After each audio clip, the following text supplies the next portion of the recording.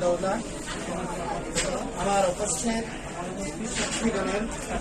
উপস্থিতিতে 10 লক্ষ টাকা দেনমোহরের বিনিময়ে স্বর্ণ গহনা বাবদ 3 লক্ষ টাকা ওয়াসিলে 7 লক্ষ টাকা অবশিষ্ট রেখে হযরত মুহাম্মদ মুস্তাফা সাল্লাল্লাহু আলাইহি ওয়াসাল্লামের সুন্নাহ ও প্রচলিত আইন অনুযায়ী মেহনাজ রহমান দৌলা পাত্রীকে আপনি রাকিবুল হাসান পাত্রের বরাবরে শুভ বিবাহ দিলেন।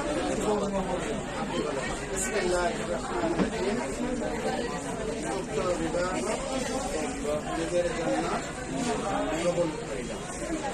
আরেকবার কবুল করি, আরেকবার কবুল করি। সবাই শুনতে পেরেছি? আলহামদুলিল্লাহ।